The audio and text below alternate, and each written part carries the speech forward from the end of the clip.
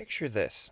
You work for the art department of a popular and beloved sci-fi show in the era before computer modeling had become practical and widely available. You know, the dark days. You and your teammates are busily redressing a generic model your show inherited from a prior production to be the bad guy's ship for this week's episode, when your boss comes in holding what you initially think are pizza boxes because you're hungry more than they actually bear much resemblance to pizza boxes. You then realize two things. Your boss's face is gripped in despair, fear, and panic. And two, the pizza boxes are actually scale model kits for the iconic main ship your series is set on. Just got back from a meeting with the producers and writing staff, he breathes heavily, tossing the model onto the table. They want 12 new ships by tomorrow. He then collapses into the ground to sob quietly about how he should have listened to his mother and become a proctologist, and that art is dead. You and your team then spend the rest of the night busily tearing the model kits apart and using the component parts of the kit and various office supplies to make the required new ships. Variations on this theme have been repeated time and time again in art departments of numerous sci-fi shows and movies, fans' bedrooms, and in 3D modeling software, although the latter two without the drama. The resultant ships varying in both the quality of the ship design which results, as well as the quality of the model's assembly. These ships are called in the business a kitbash, and have been a staple of sci-fi for decades. Probably some of your favorite ships belong in this category. In fact, with the better put together ones, you may never have noticed. For the most part, these models are assembled and then used in primarily background shots in scenarios where you just need a ship which can appear in the background and which will not be undergoing any intensive scrutiny from the audience. Places where you don't want to spend your likely small budget on something more complex than it needs to be.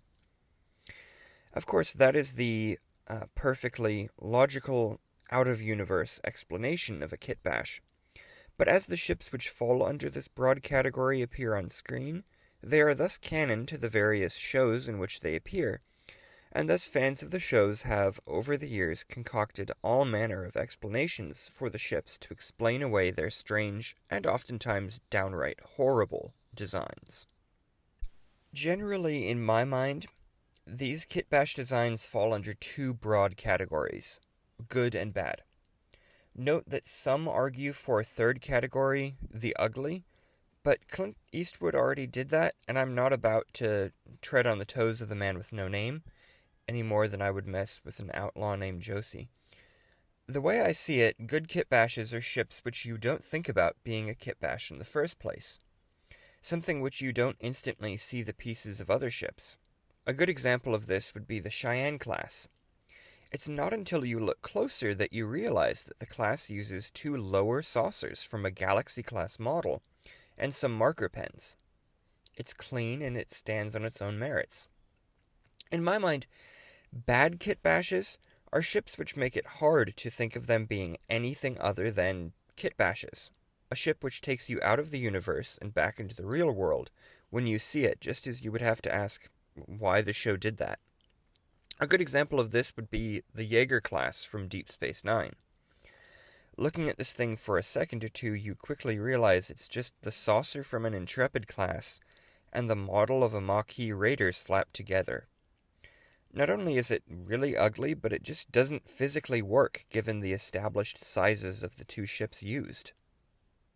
The comment about it not working physically brings us to our next point. These bad kitbashes emphasis on bad because, as mentioned previously, there are plenty of good designs which are technically kitbashes, but which I and many others just love to bits and would just not lump in with these bad designs.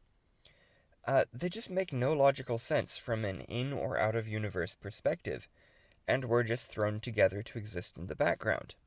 And there's nothing really wrong with that, until you move into an era of HD remasters and suddenly you can see every horrible detail. Meh. So let's use the Yeager as an example. As stated just a little bit ago, the Yeager takes the saucer of an Intrepid class, although it's not a saucer, it's weird, anyway, and combines it with a massively exploded in scale Maquis Raider to create a ship which appeared in several background scenes in Deep Space Nine. This concept presents several issues. First and most obvious is that the Maquis Raider, at its most commonly depicted size, would be dwarfed by the saucer of the Intrepid, and would not fit at all as depicted. The version seen used in the Yeager model is many times the size of an actual Raider. Do we thus assume that this is just a much larger version of the Raider? Or is this a separate ship at all, and it's not a separate ship, and it's supposed to be a purpose-designed secondary hull that only resembles a Raider exactly, but scaled up for some other reason? If we assume, though, that the secondary hull is supposed to be its own ship, which was mated to an Intrepid class at some point for reasons, then the logical question becomes how? How did they combine the likely wildly different power grids on the two ship parts? How did they line up corridors, turbolifts, life support systems, shielding, all of that together to make something that works? How have they combined the two parts together in a way that is structurally strong enough that the resultant abomination of a starship doesn't fly itself apart at low warp speed or even impulse? Does a stock Maquis Raider have an engine powerful enough to drive not only itself, but also the saucer section of an Intrepid class through warp velocity? Or did they somehow install a new warp core into this Frankenship? Where is the shuttle bay? You can come up with answers for all of these questions if you want, but you shouldn't have to do that just because the design of the ship is bad, and again, it takes you out of universe. You look at it, you see how awful it is, and then you try to justify it. You're out of the universe of the show, for however long you think about it. Which might only be a me problem, I realize. I know that I said that you shouldn't have to come up with reasons for bad kitbashes to exist, but to both pad the runtime of this video and indulge my creative side and make a point all at once, we're going to look again at the Yeager class, because this video is becoming just me dumping on this, and I'm here for it. We're going to explore some theories I've seen put forward to make it make sense, and then later on we'll give my takes on them.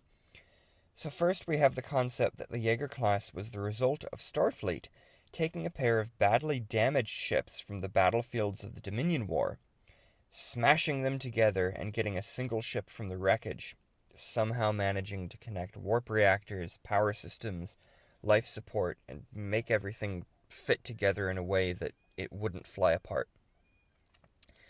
It's also been stated that something like the Yeager could have been a partially complete starship which was hastily thrown together by Starfleet as the need for new ships in the Dominion War grew really bad, and that Starfleet built something with the general capabilities of the Intrepid class, but with many of the more refined elements of that class stripped for expediency's sake. So, as you may have been able to tell, I think about both these theories, and they aren't the only ones I've seen put forward, but they're meant as a general example of the kind of things that you see suggested to explain these ships away in universe. Regardless, I don't really like them, and I think they have a large number of flaws and problems which prevent them from being viable. If you think about it more, basically this has become the Yeager class lives rent-free in my head. For the first theory, I want you to imagine taking a big military jet like a B-52 in its latest spec because it's been around forever, and a big airliner like an Airbus A30. Get these two planes, chop them down the middle lengthwise, and then try and connect the two halves to get a viable ship from both parts. Airplane. You probably wouldn't be able to do that. Both types of aircraft would have different dimensions, wingspans, engine power, engine numbers, power systems, control methods, etc. The list of differences goes on and on. You'd probably have more luck doing something like this with a ship, but ships and boats are much simpler than aircraft. A ship will generally have things more spaced out and have a simpler physical structure than an aircraft. Though that's not underselling how complex ships are, but regardless, this process, if done on a ship, while simpler and more straightforward than doing the same to an aircraft, is still going to be quite complex, unless you start with two identical ships cut off at the exact same point. A little side story for you. The Royal Navy actually did this. The British Royal Navy did this in World War One. They had a ship called HMS Zambia and HMS Nubian or something like that. Both of these destroyers had damage done to them in different spots. The Royal Navy cut off the bad bits and smushed the good bits together and made a ship, and they called it Zubian. And it's really, really funny. Now the question is, back to universe, do you think that a starship in the 24th century is going to be closer to an aircraft or a ship from a complexity standpoint? I would think the starship would be closer to an aircraft, but several orders of magnitude more, given it's, the 24th century and you're moving faster than the speed of light through vacuum. That begs the question, why bother doing this? Even assuming that Starfleet could do it, it seems that the amount of work you would need to do to get something usable would be very close to that of just building a new starship, and give you a much more capable ship at the end of the day. As for the next point, that Yeager could be a quickly built ship using, thrown together bits and have most of the same capabilities of the properly built Intrepid, but with less strict standards, again, I'd assume that the time, energy, and resources, not to mention the probable pause in construction while you're figuring out how to do all this work, would probably equal, if not exceed, the cost of a proper Intrepid class, and it will give you a decidedly inferior product at the end of the day. No matter how you slice it, bad kitbashes such as Yeager just make very little sense, and can often be so bad that they break the immersion of the viewer when they see these things. So those are just my own thoughts, of course. And as I said, there are very good kitbashes out there. But honestly, it feels wrong to me, given how kitbash is often used to refer to poor fan-design ships, to lump in actually really well-done hodgepodges, like the Nebula, Miranda, Federation, Cheyenne, Constellation, the list goes on. Besides, I really just wanted an excuse to trash the Yeager class for a few minutes without having to make a proper review of the Yeager class. Though the points here apply to most other badly designed kitbashes as well, like the Curry, the Springfield, the list goes on as well.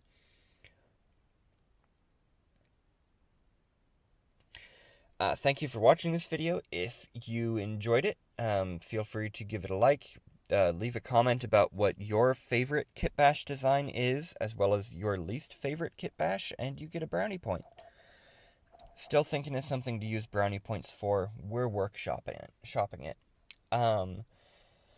As always, pictures, the original artwork used for this video, can be found on the channel's Patreon. There's a link down below.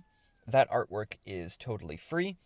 Although if you want to join Patreon, you do get several perks. You get things like videos early, you get the artwork early, although it's there before the video goes. It's just, available.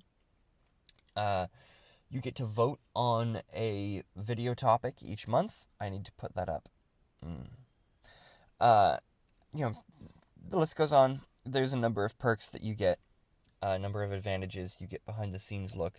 It's a thing. I hope that you like this video. As said, kind of a longer one. I tried not to do a big rant video with this. It's going to be a pretty big video. I need to work on making shorter videos, actually, because these can be not complicated to throw together, just, they take longer. But yeah, I hope that, that you didn't find this video to just be me trashing the Yeager as much as I really wanted to make a long video trashing the Yeager and only trashing the Yeager. But, yeah, if the Yeager is your favorite ship, look, I don't know what to tell you, buddy. It makes me want to throw up every time I see it. I throw up a little in my mouth. This was very, very hard for me to make the art for this video because I just kept having a little bit of sick in my throat.